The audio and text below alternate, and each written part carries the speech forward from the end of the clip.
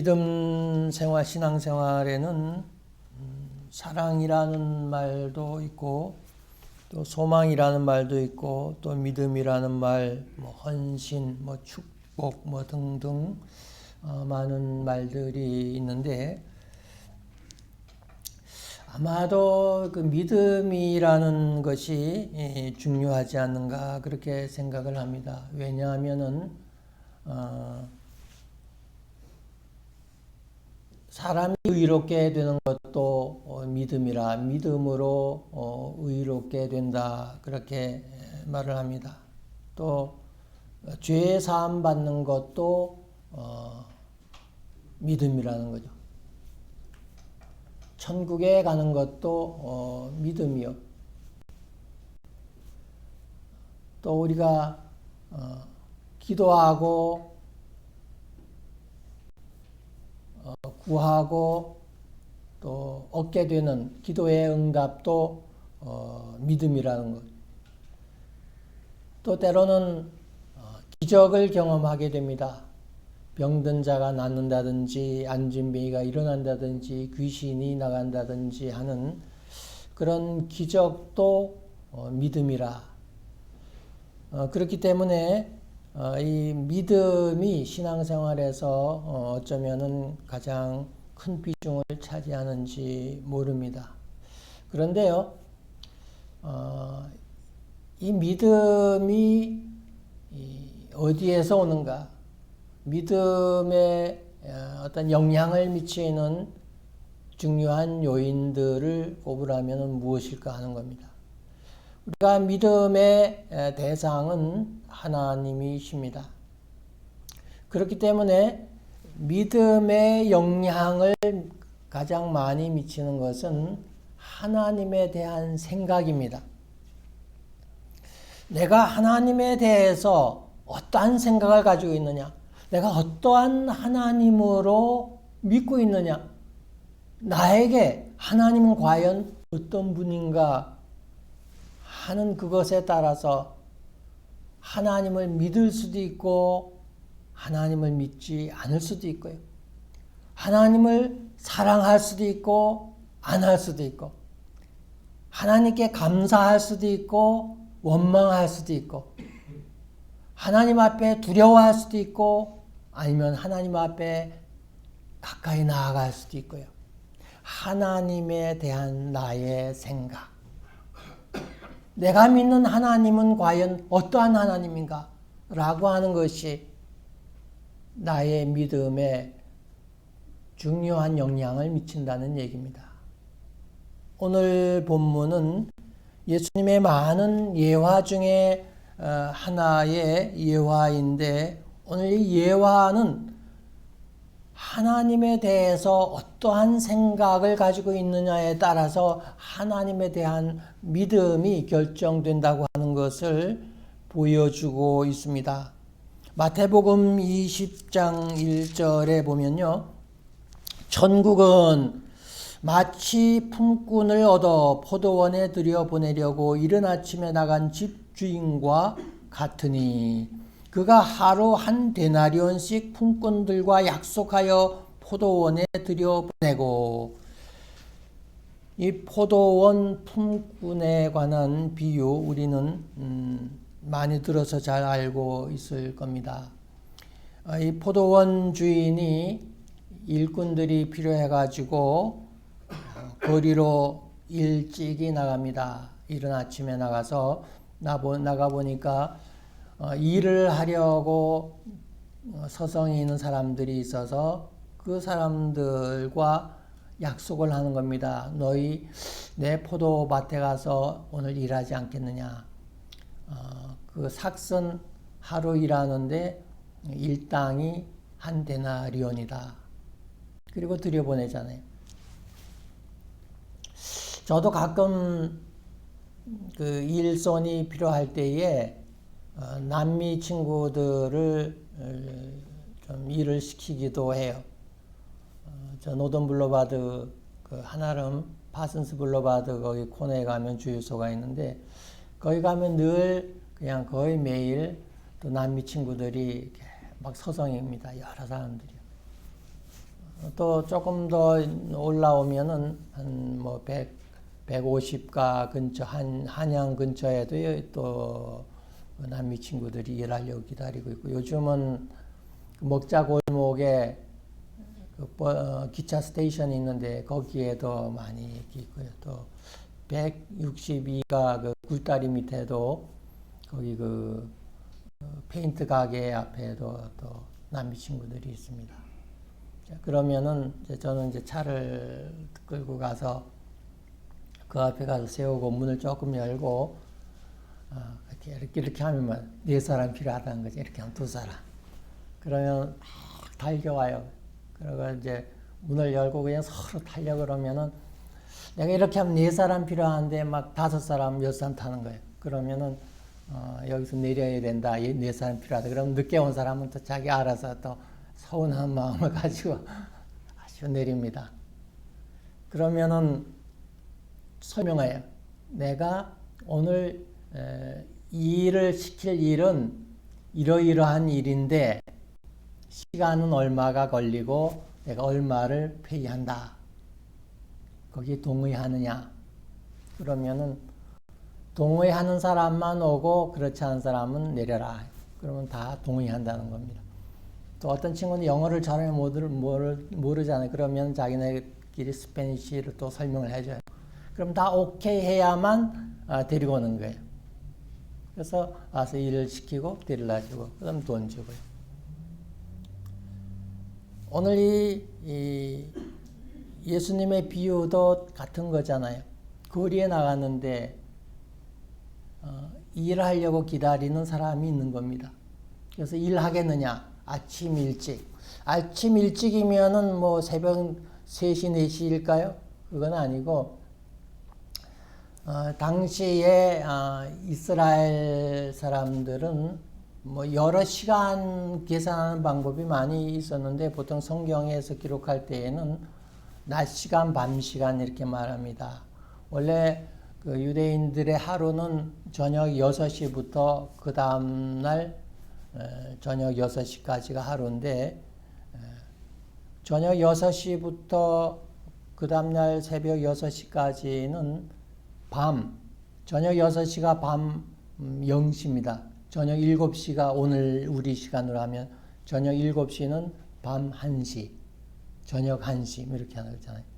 그러면 그 다음날 새벽 6시면은 저녁 12시가 되는 거예요. 그러면 낮 1시는 뭐예요? 아침 7시. 아침 6시는 낮 0시입니다. 그럼 낮 1시는 7시. 그러면은 낮 3시는 몇 시예요? 9시. 낮 6시는 12시. 낮 6시는 12시. 낮 9시는 오후 3시. 낮 11시는 오후 5시. 낮 12시는 저녁 6시. 이렇게 되잖아요. 그 아침 일찍이면은 뭐 적어도 뭐 한 6시, 뭐 7시 그 사이 되지 않겠어요? 그때 사람들을 들여보냅니다. 그 다음에 그래도 사람이 더 필요해요. 필요해서 제3시에 나가보니 장터에 놀고 서 있는 사람들이 또 있는지라. 제3시, 뭐야, 9시잖아요. 먼저 온 사람들 한 3시간 벌써 일했겠죠? 그래서 9시에 나가서 놀고 있는 사람이 있어서 또 그들에게 말합니다. 너희도 포도원에 들어가라. 내가 너희에게 상당하게 주리라. 1데나리온이 아니고 그냥 상당하게 주겠다. 일한 것만큼 충분히 쳐주겠다 이 말입니다. 뭐 일이 없는데 벌써 이러다가는 공칠 수 있으니까 예 하고 그냥 뭐 주는 대로 받겠다는 심정으로 일을 들어가잖아요. 제6시와 제9시에 또 나가 그와 같이 하고 제11시에도 나가보니 서 있는 사람들이 또 있는지라. 너희는 어찌하여 종일토록 여기 서 있느냐. 우리를 품꾼으로 쓴 이가 없음이니이다. 그래서 그들에게도 포도원에 들어가 일하라. 오후 5시인데 1시간밖에 일할 시간이 없는데도 그들에게 이 포도원 주인은 일을 시키는 겁니다. 저녁 6시가 되고 이제는 어두워지니까 이제 하루 일과가 끝났잖아요. 그때 이 주인은 청지기를 불러서 이제는 오늘 일한 사람들에게 일당을 줘라. 그러면서부터 맨 나중에 온 사람들, 5시에 온 사람들, 1시간밖에 일하지 않은 사람들부터 돈을 주라. 1데나리온씩 주라는 거예요. 일당을 주라는 겁니다. 그걸 보고 먼저 일했던 사람들은 눈이 확 떠지지 않았을까요? 오, 1시간 일했는데 하루 품삯을 준다.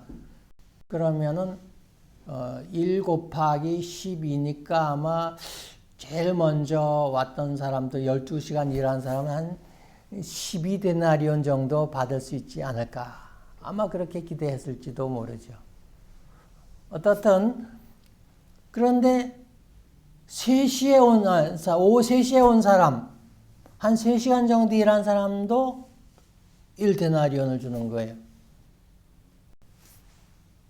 12시에 온 사람 1데나리온씩 주는 거예요. 처음에는 고개를 갸우뚱하다가 그래도 나는 한 2데나리온 정도 주겠지. 그런데 아침 일찍 온 사람도 1데나리온 주는 거예요. 기분이 팍 상했겠죠.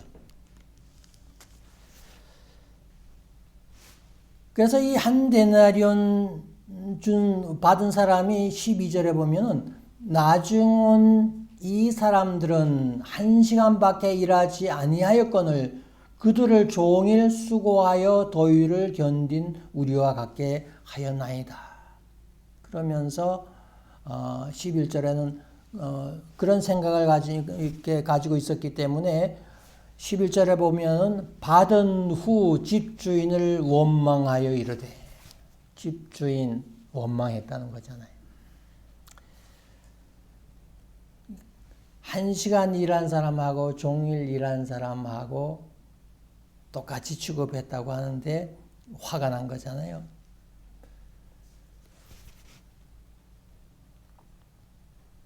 15절에 보면요. 내 것을 가지고 내 뜻대로 할 것이 아니냐. 내가 선함으로 내가 악하게 보느냐. 이 하루 종일 일한 사람은 하나님에 대해서 아주 이건 악하다, 나쁘다 이렇게 보았던 거잖아요. 일이 없어서 이 주인이 포도원에 들여보내지 않았다면은 하루 종일 공쳤을 텐데 이 주인이 일감을 줘서 일을 했는데 또 불구하고 이 품꾼이 그 주인을 원망했다.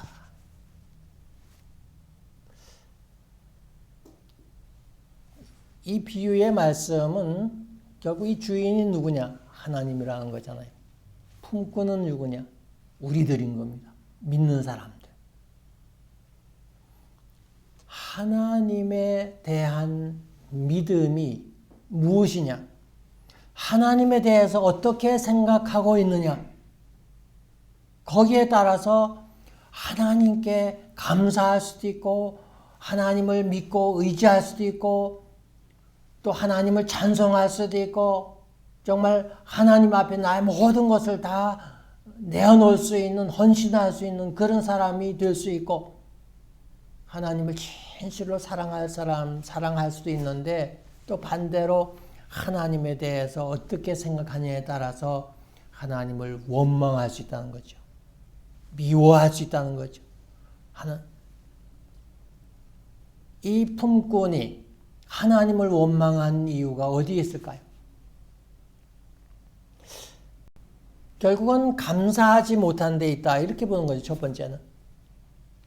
일감이 없는 자기들에게 일감을 주어서 1데나리온을 벌게 해준 그것을 생각했다면은 1데나리온 받고도 감사합니다. 나를 불러서 오늘 포도원에 와서 일하게 허락해 주지 아니하였으면 오늘 공칠 수 있는데 오늘 한 데나리온 일당을 받았습니다. 감사합니다. 그렇게 해야 되잖아요. 그런데 하나님이 일을 주신, 하나님이 우리에게 일할 수 있는 기회를 주신 것을 우리가 깨닫지를 못하면 어쩌면 우리도 하나님의 은혜를 입고도 하나님을 원망할지 모릅니다. 그다음 두 번째 하나님을 원망했던 이유는요, 욕심이 아니었나 그런 생각을 해요. 처음에 너 한 데나리온 줄 테니까 일할래 그랬더니 오케이 했잖아요. 오케이 했는데 들어가서 일을 했잖아요. 한 데나리온 받으면 그 약속이고, 그리고 꼭 해피해야 되는데 왜 원망했느냐.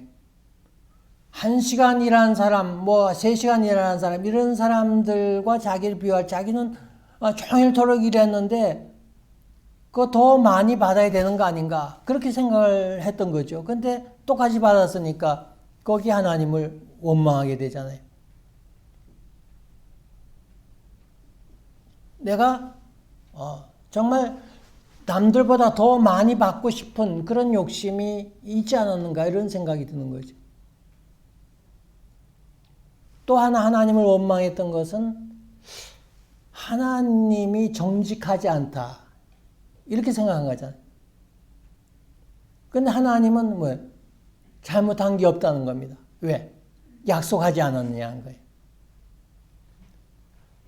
우리가 가끔 하나님의 약속의 말씀을 그대로 약속대로 된 것을 생각하면은 하나님을 더 믿고 신뢰해야 되는데, 하나님이 하신 말씀과 약속을 생각지 않고 비교해서 내가 더 많이 욕심을 부릴 때에는 하나님이 불공평하게 느껴지는 겁니다. 그러면은 하나님에 대한 신뢰가 무너지고 하나님에 대한 사랑이나 감사가 아니라 하나님을 미워하게 되고 하나님이 선한 사람이 아니라 악한 사람으로 여겨지는 겁니다. 그것은 하나님에 대한 나의 믿음으로도 연관이 되는 거죠. 그 다음에 또 하나, 하나님을 원망했던 이 품꾼의 마음은 하나님이 다른 사람들에게 은혜를 베풀고 선을 베푸는 것이 분명한데 그거에 대해서 마음이 편치 않은 겁니다. 야, 나도 내가 일을 안 하고 일감 없이 하루 종일 이렇게 공쳐보니까 정말 힘들었다. 가족들이 있고 자녀들이 있고 먹고 살아야 되는데 오늘 일감이 없어서 공쳤는데, 그런데 마침 새벽 일찍 나에게 기회를 줘서 포도원에서 일하게 되니까 얼마나 감사한가. 그러면서 뒤돌아보니까 아직도 일이 없어서 픽업되지 못한 많은 친구들이 있잖아요. 거리에 서서. 그런데 그런 사람들도 불려와서 일을 하게 되고 또 한 데나리온씩 받게 되니까 내 마음이 참 편안하다, 이런 생각을 가질 수도 있는데 이 품꾼은 그런 생각을 가지 않은 거잖아요. 그리고 비록 1시간밖에 일을 안 했지만은 주인이 한 데나리온을 쳐준 것은 주인이 착한 사람이냐 악한 사람이냐, 착한 사람이잖아요. 선한 마음 가지고 은혜를 베풀었다. 그것을 이 품꾼이 알았으면은 이 주인은 착한 사람이요 선한 사람이기 때문에 비록 1시간밖에 일한 사람들에까지도 하루의 일당을 쳐줬다. 이렇게 마음을 오픈을 하고 자기 욕심을 버리고 다른 사람들에게 하는 하나님의 마음을 읽었으면은, 주인의 마음을 읽었으면은 주인을 원망하지 않았을 거라는 겁니다. 이것은 우리가 하나님에 대한 생각과 똑같아요. 하나님이 어려운 사람, 정말 잘 되도록 했을 때 그걸 보면은 아이고 나에게 좀 일어나지. 그런 생각을 가질 수도 있잖아요. 아이 저 사람보다 내가 더 열심히 살았는데, 열심히 신앙생활했는데, 열심히 봉사했는데 하나님은 그렇지 않은 사람이 잘 되게 해주는 것처럼 내가 느끼고 판단하면은 하나님에 대한 나의 생각이 원망이 될 수 있어요. 아, 하나님은 은혜로우신 분이고 사랑이 많으시고 선하신 분이라 불쌍히 여기고 긍휼하심을 여기어서 저 사람을 하나님께서 복을 주셨다. 나는 그래도 살만한데 나보다 더 어려운 사람을 하나님이 복 주시고 잘 되게 한 거에 대해서 내 마음에 기쁨과 평안이 있어야 되고 하나님 잘 하셨습니다 라고 박수 칠 수 있을 때에 하나님에 대한 신뢰는 무너지지 않고 오히려 더 믿음이 확신해질 수 있습니다. 그런데 그런 사람, 다른 사람에 대해서 하나님이 축복해 주시는 것 같은 그러한 마음이 들 때에 우리는 원망으로 바뀔 수 있다는 겁니다. 나는 어떤가 하는 거죠. 중요한 결론은 결국은 나는 하나님에 대해서 어떻게 생각하는가 하는 것이 중요한 겁니다. 내가 지금 하나님 믿고 있잖아요. 그런데 나에게 하나님은 어떤 분인가요? 거기에 따라서 내가 죽도록 하나님께 충성합니다. 헌신합니다. 비가 오나 눈이 오나 어떤 환난이 와도 하나님을 신뢰합니다. 하나님을 믿습니다. 신뢰합니다. 의지합니다. 하나님을 사랑합니다. 하나님을 섬기겠습니다. 결국은 내가 하나님에 대해서 지금 무슨 생각을 하고 있느냐는 겁니다. 지금 하나님은 나에게 어떤 분이냐는 거예요. 오늘 예화처럼 은혜를 입고도 약속을 했음에도 하나님을 원망했던 이 품꾼과 같은 사람. 결국 예수님은 뭐라고 말합니까? 끝에 이와 같이 나중된 자로서 먼저 되고 먼저 된 자로서 나중되리라. 먼저 왔다고 해서 다 잘 되는 것이 아니고 이런 마음을 가지면은 결과가 바뀔 수 있다는 거예요. 이 비슷한 이야기가 또 다른 그 성경에도 있습니다. 달란트 비유 있잖아요. 예수님이 달란트 비유를 얘기하죠. 어떤 주인이 그 종들에게 한 종에게는 1달란트, 또 다른 종에게는 2달란트, 또 다른 종에게는 5달란트 남기고 멀리 갔다 오잖아요. 그런데 2달란트, 5달란트 받은 종은 열심히 해가지고 배로 불렸어요. 그런데 1달란트 받은 종이 문제입니다.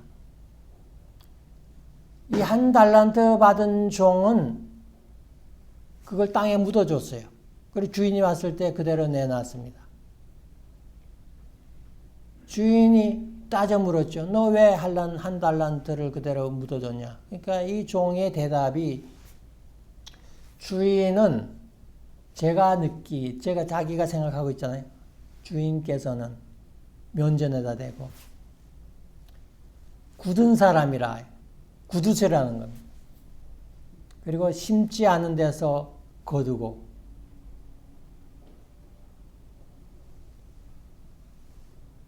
그래서 나는 결국은 주인이 두려운 겁니다. 혹시 내가 이걸 가지고 투자해서 돈을 좀 늘리려고 했다가 잃어버리면 어떻게 하냐 이거예요. 그러면 그때는 내 책임을 져야 되잖아요. 그러니까 원금이라도 잃어버리지 않기 위해서 땅에 묻었잖아요.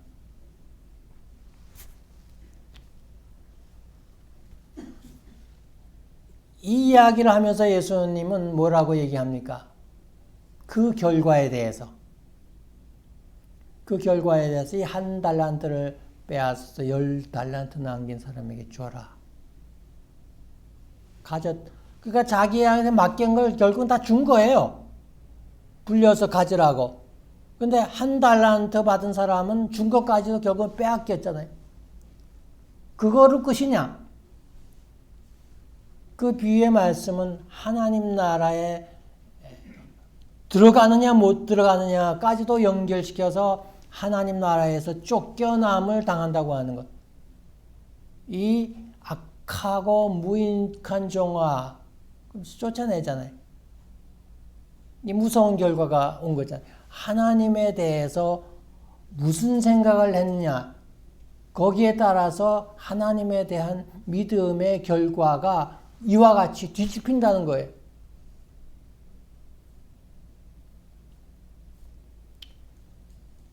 반면에 성경에는요, 하나님에 대한 어떤 그 이해가 자기 어려운 상황을 경험하면서 하나님에 대한 더 깊은 이해와 신뢰를 가지고 더 믿음으로 자기의 그런 결과를 보여줬던 많은 사람들의 이야기도 있습니다.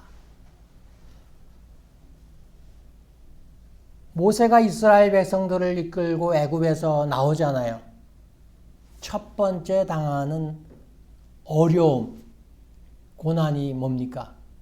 홍해잖아요.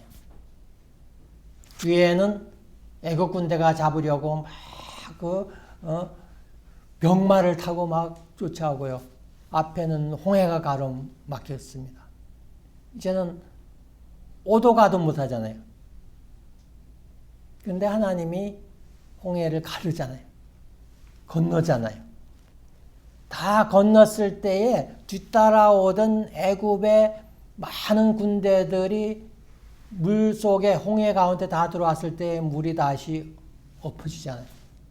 거기서 다 몰살하잖아요. 강 건너편에서 그걸 구경했잖아요.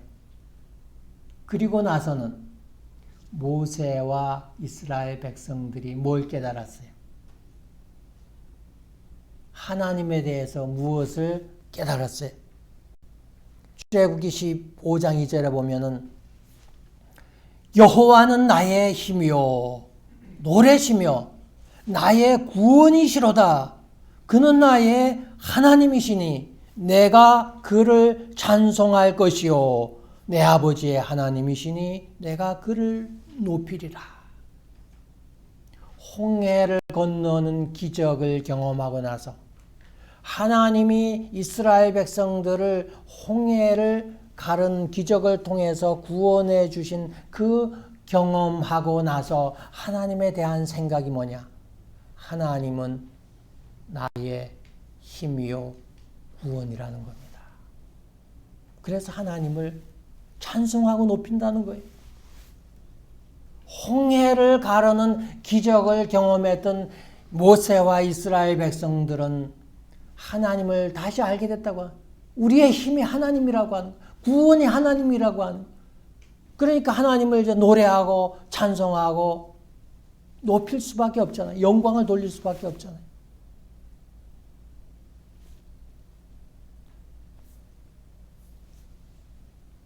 고난하면 우리는 욥을 떠올리잖아요. 욥이 많은 고난을 당하게 되잖아요. 자식도 재산도 건강도 다 잃게 됩니다. 그 자기 와이프는 하나님을 저주하고 죽어라.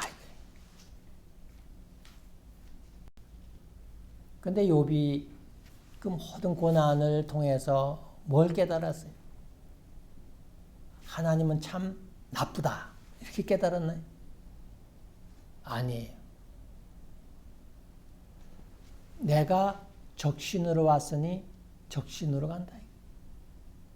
내가 태어날 때 맨몸으로 왔잖아요. 그리고 하나님이 복을 주셔서 뭐 부자가 됐고 자녀들도 좋다 할지라도 결국 갈 때는 그냥 한쯤 흙으로 돌아갔잖아요. 그 깊은 것을 이 고난을 통해서 다 읽고 나서 깨달은 거예요. 그러면서 뭘 또 깨달으냐? 하나님에 대해서 깨달은 것이 있어요.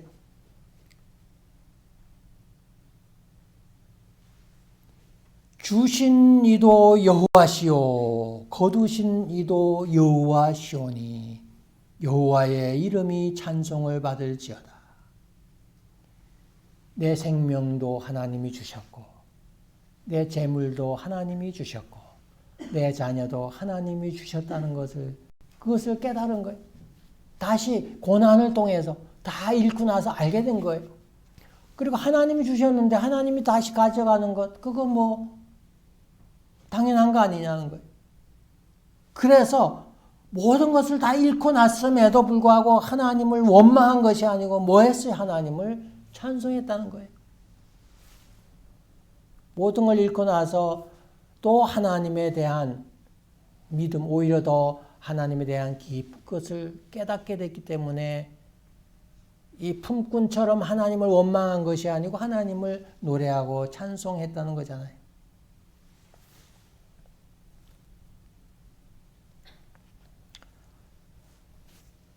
요나 선지자 여러분 아시죠? 요나 이야기는 뭐 유명하기 때문에 잘 알잖아요. 하나님이 어느 날 요나를 불러서, 요나 선지자입니다. 하나님의 사람 불러서 바벨론의 수도였던 니느웨이 거기에 가서 그들에게 회개의 결단을 좀 촉구해라 하는 거죠. 왜냐하면 이 니느웨이가 너무 악해서 마치 소돔과 고모라처럼 이 니느웨이의 악독이 가득해서 그것이 하나님께 상달됐다 이렇게 기록하고 있는데 하나님도 아시게 됐다는 거예요. 그래서 마지막 경고, 이제 니느웨이 성을 내가 망하게 하겠다는 거예요. 벌을 내리겠다. 소돔과 고모라처럼 40일 후에. 그러니까 가서 알려라는 거예요. 혹시 그들이 회개하면은 취소할 수 있잖아요. 계획. 그 이야기를 듣고 요나가 단걸음에 니느웨이로 달려간 것이 아니고요. 하나님의 얼굴 낯을 피하여 도망을 갔다는 거예요. 어디로? 니느웨이는 동북쪽에 있습니다. 이스라엘에서 볼 때. 그런데 반대는 대서양이 아니라 지중해 서쪽이자 바다 쪽에 거기에 요빠라고 하는 데로 가서 지중해 가운데 있는 다시스라고 하는 섬으로 도망가기 위해서 니느웨이로 반대로 갔던 거잖아요. 갔는데 어떻게 돼요? 우리에서 아는 이야기지만은 하나님이 풍랑을 일으키잖아요. 그래서 결국은 거기 있는 사람, 배에 있는 사람 다 죽게 됐는데 이실직고하게 되잖아요. 자기 여차여차해서 이렇게 됐다. 그래서 결국은 그 배에 탄 사람들이 요나를 바다에다 제물로 던지기로 하잖아요. 던지잖아요. 요나는 죽었구나 그 생각했을 거 아니에요. 근데 큰 고기, 뭐 고래인지 뭔지 몰라요. 큰 고기한테 먹히게 되고 그 안에서 3일을 지내잖아요. 거기서 하나님 앞에 뭐예요? 회개하잖아요. 그리고 고기 뱃속에서 튀어나오잖아요. 3일 후에. 그리고 살잖아요. 그리고 나서 요나가 하나님에 대해서 깨달은 것이 있어요. 요나 4장 2절에 보면은 여호와께 기도하여 이르되 여호와여 내가 빨리 다시스로 도망하여사오니 주께서는 은혜로우시며 자비로우시며 노하기를 더디하시며 인애가 크시사 뜻을 돌이켜 재앙을 내리지 아니하시는 하나님이신 줄을 내가 알았음이니이다. 이 요나가 고래 뱃속에 3일을 지내고 나와서 살았을 때의 한 고백이 그거예요. 하나님이 어떠한 하나님이시냐? 하나님은 은혜로우시고 자비로우시고 노하시기를 더디하시고 인애가 크신 하나님이시라 재앙을 내리지 아니한다고 하는 것을 깨달았던 겁니다. 사랑이 많으시고 노하기를 더디하시고 그렇기 때문에 하나님의 뜻대로 벌을 내리는 것이 아니고 참고 기회를 준다고 하는 것. 첫 번째는 이 요나가 그래서 살았잖아요. 하나님의 명령을 어겼던 요나를 단반에 쳐서 죽일 수도 있는데 하나님은 살려주셨잖아요. 사랑이 많고 인내하시고 자비하시고 회개할 때까지 하나님은 기다려주시고 그리고 니느웨의 성도 그럴 것이라고 하는 믿음이 생긴 겁니다. 왜 요나가 니느웨로 가지 않고 도망갔을까요? 성경은 하나님의 낯을 피하여 라고 기록을 합니다. 그런데 하나님의 낯을 왜 피했을까? 여러 사람들은 니느웨의 성이 구원받는 것이 싫었다. 왜? 적국이 끼고 적국의 수도니까 적들이잖아요. 적국의 나라들이기 때문에 바벨론이잖아요. 그 사람들이 구원받는 게 싫었다. 이렇게 이야기를 하지만은 그런 이유도 있지만은 더 큰 이유는 뭐냐? 요나가 도망갈 때까지만 해도요. 니느웨의 성은 성 사람들이 악하다. 소돔과 고모라 사람들처럼. 고로 내가 거기에 가서 회개하라 외치면은 나는 죽는다는 거예요. 제가 가지고 있는 생각입니다. 요나가 생각했을 법한 생각을 하는. 내가 거기 가서 잘못 악한 그런 니느웨 성 사람들한테 하나님을 얘기하고 하나님이 너희에게 벌을 내린다. 너희를 멸망한다. 그렇게 얘기해봐요. 그 악한 사람들이 나를 가만히 주겠어요? 죽이죠. 그 다음에 설령 죽이지 않는다 할지라도 그들이 내 말을 듣고 하나님 앞에 회개할 것이냐? 절대 아니라고 하는 거죠. 고로 니느웨 성은 망한다는 거예요. 그럼 나도 거기 있다가 나도 죽는다는 거예요. 롯이 아브라함의 기도로 아브라함을 보고 살려주잖아요. 거기서 도망 나오게 하잖아요. 그런데 뒤돌아보다가 그 와이프는 소금 기둥이 되잖아요.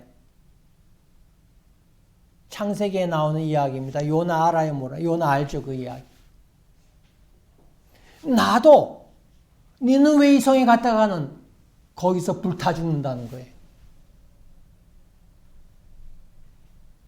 물론 혹이나 1% 니느웨 성 사람들이 회개한다 할지라도 그것도 바라지 않는 거죠. 이러한 이유들 때문에 도망갔을지 모르잖아요. 그런데 결국은 고기 뱃속에서 3일 만에 살아났던 이 요나가 하나님에 대해서 새로운 것을 깨닫는데 하나님은 인내하시고 자비하시고 노하기를 더디하시는 그 하나님을 깨닫게 된 거잖아요. 그래서 어떻게 돼요? 니느웨로 가잖아요. 가서 외치잖아요. 나에게 당한 고난이나 어려움, 나의 삶의 경험을 통해서 내가 하나님을 어떠한 하나님으로 이해하고 깨닫느냐는 것이 하나님에 대한 지금의 나의 믿음을 결정해 주는 겁니다.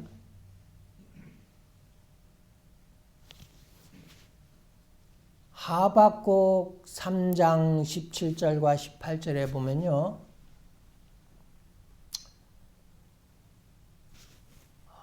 무화과 나무가 무성치 못하고 포도나무에 열매가 없고 감람나무에 소출이 없고 밭에 먹을 것이 없고 우리에 양이 없고 외양간에 소가 없어도 나는 구원의 하나님을 인하여 그를 찬송하리라. 이렇게 고백합니다.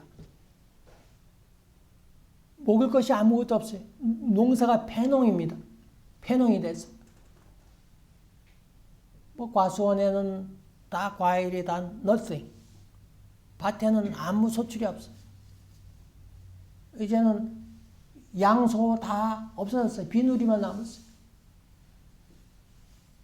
그럼 어떻게 되겠어? 우리 같으면은 쟤 죽었구나, 굶어 죽었구나, 이거 어떻게 하냐?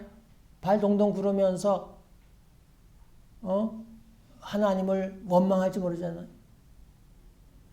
그런데 이 하박국 선지자는 하나님을 원망하지 않고 그렇다 할지라도 여호와 하나님의 구원의 하나님을 인하여 찬송한다. 결국 뭐예요?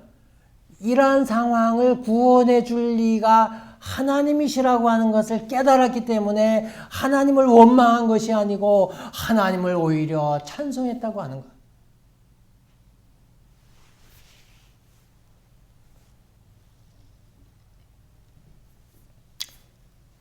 아브라함에 대한 이야기 우리 알죠? 백세에 얻은 외아들 이삭. 그 이삭을 하나님이 제물로 바치라고 하잖아요. 그래서 모리아 산에 올라가서 제물로 바치잖아요. 어렸을 때 내가 모리아 산 하면 높은 이렇게 우리는 치악산 밑에 살았으니까 치악산 정도 되는 줄 알았는데 모리아 산은 지금 예루살렘의 그 예루살렘 성전 터가 모리아 산입니다. 모리아 산의 그 예물들인데 모리아 산에 가서 백세의 아들 낳은 이삭을 하나님 앞에 진짜 드리려고 하잖아요. 단을 쌓고 나무를 얹고 그 위에다가 아들을 결박해서 칼을 갖다 배를 가르려고 하잖아요. 그때 하나님이 음성이잖아요. 딱 스탑시키잖아요. 그리고 진짜 자기 아들을 하나님의 말씀에 순종해서 드리려고 했던 그 아브라함의 마음을 알고는 하나님은 스탑시키잖아요. 그리고 나무에 산양을 잡아두었다가 양이 걸려서 그 양을 보면서 양이 있다. 그 양으로 하나님 앞에 제사 드려라. 그래서 아브라함이 그 양을 가지고 하나님 앞에 제사를 드리잖아요. 그리고 나서 아브라함이 하나님에 대한 인식, 생각이 있습니다. 그 생각이 뭐냐? 여호와 이레. 준비하시는 여호와 하나님. 하나님이 준비하셨다. 양을.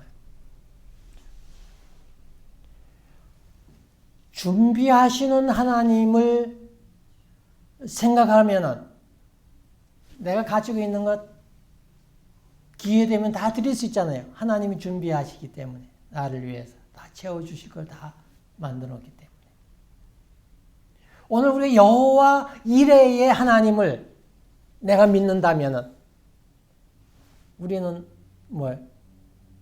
헌신이 훨씬 쉬워질 거예요. 내 모든 것을 가지고 헌신하는 것이 다 쉬워진다는 거예요. 백세에 얻은 그 아들, 약속의 아들조차도 하나님 앞에 드릴 수 있는 믿음이 생기는 거예요. 왜? 준비하시는 하나님을 알게 되면요.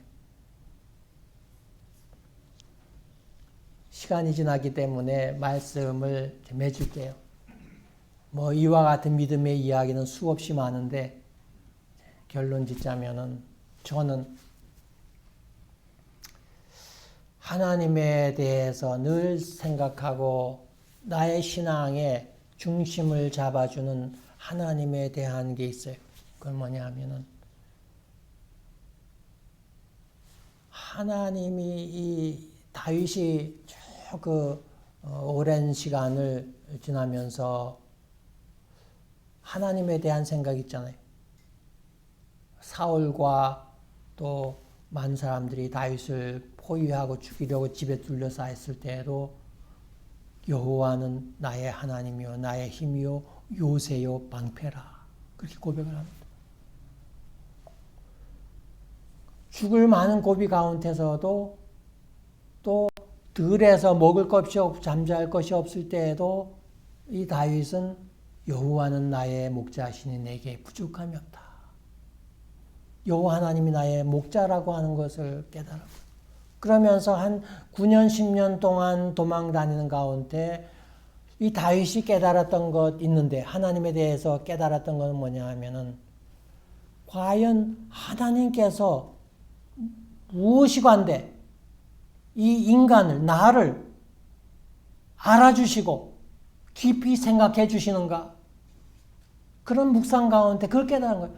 도대체 하나님이 무엇이기 때문에, 누구시기 때문에, 누구관데 이 나 같은, 이 하찮은 이 나를 이렇게 알아주시고 깊이 생각해 주시는가? 저는 늘 하나님과의 묵상과 하나님을 생각할 때 아버지 되시는 하나님에 대한 생각이 늘 이렇게 머릿속에 떠오릅니다. 나의 아버지 같은 분, 나의 아버지 하나님. 그 아버지는 뭐예요? 내가 잘못해도 아버지는 내가 여전히 아들이잖아요. 아버지 앞에서는. 여러분들의 자녀가 혹 잘못해도 죄를 범해도 심지어는 살인죄를 범해도 불쌍하고 불쌍한 내 아들이잖아요. 내 자녀잖아요. 하나님 앞에 내 모습이 어떻든 하나님이 나의 아들로 생각해 주는 이상 하나님은 나를 사랑하시고 나를 보호하시고 나에게 필요한 모든 것들을 채워주신다고 하는. 그래서 예수님이 하나님 아버지에 대한 이야기를 여러 번 하셨어요. 너희가 악한 자라도 좋은 것으로 자식에게 줄 줄 알거든 하물며 하늘에 계신 너희 아버지께서 구하는 자에게 좋은 것으로 주시지 않겠느냐. 하늘에 계신 아버지가 비록 악한 부모도 자식에게 좋은 것으로 주려고 하는데 하물며 하늘에 계신 우리 아버지가 우리에게 구하는 것을 좋은 것으로 주지 않겠느냐.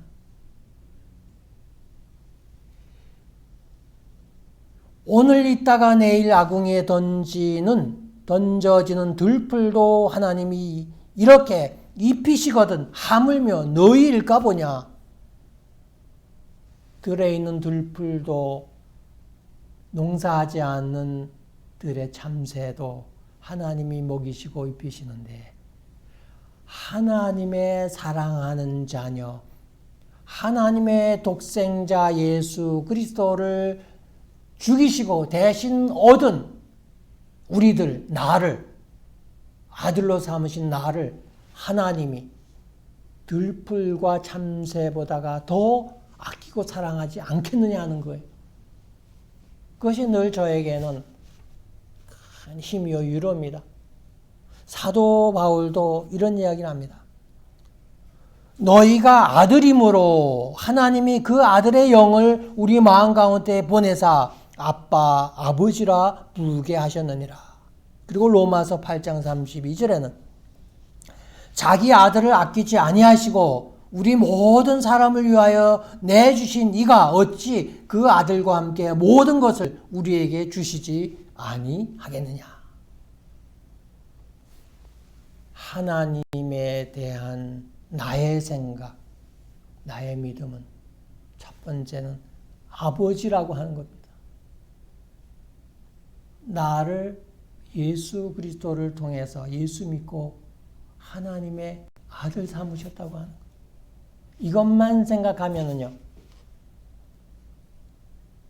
어떤 때는 막 뭐 외롭다 그러나 여하튼 뭐 인생을 생각하면 복잡해지고 뭐 어떤 진짜 막 의욕이 안 생기고 뭐 고민할 때도 있잖아요. 나이 한 60 정도 되면은 뭐 다 그런 것 같아요. 그러다가도요. 묵상하는 가운데 아버지 하나님 생각하면은요. 마음의 평안이 찾아옵니다. 아버지 하나님. 그래서 기도할 때 아버지 하나님, 하나님 아버지. 이렇게 하면은 평안이 와요. 모쪼록 오늘 예수님이 말씀하신 이 비유에서 하나님을 원망했던 품꾼의 태도로는 우리가 하나님을 믿을 수 없다는 거예요. 하나님을 사랑할 수 없다는 거예요. 하나님 앞에 헌신할 수 없다는 거예요. 하나님을 신뢰할 수 없다는 거예요. 나의 믿음, 하나님에 대한 나의 믿음이 나의 아버지 되시는 하나님, 나의 힘이 되시는 하나님, 나의 능력이 되시는 하나님, 나의 방패가 되시는 하나님, 못 하실 일이 없고 못 이룰 게 없다고 고백했던 욥처럼 전지전능하신 그 하나님, 그 하나님이 나의 아버지심을 믿고 여러분들의 믿음이 더욱 든든히 서가시기를 축원합니다. 기도하겠습니다.